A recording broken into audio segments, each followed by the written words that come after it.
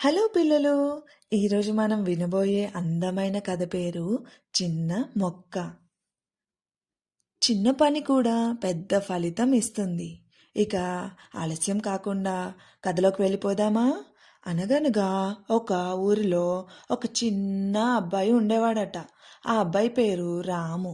రాము తన ఇంటి ముందు ఒక చిన్న మొక్క నాటాడు. ఆ మొక్క చాలా చిన్నది. గాలి వీస్తే మెల్లగా ఊగేది. కానీ ఆ రాము ప్రతిరోజు మర్చిపోకుండా ప్రేమగా నీళ్లు పోసేవాడు. సూర్యకిరణాలు పడ్డాయి. అలాగే మెల్లగా వాన కూడా వచ్చింది. రోజులు గడిచాయి. మొక్క కొంచెం కొంచెంగా పెరిగింది. కొన్ని నెలల తర్వాత అది ఒక పెద్ద చెట్టయింది.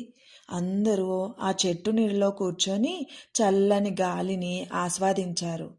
ఈ కథలోని నీతి ఏమిటంటే, క్రమం తప్పకుండా కృషి చేస్తే విజయం ఖాయం పిల్లలు.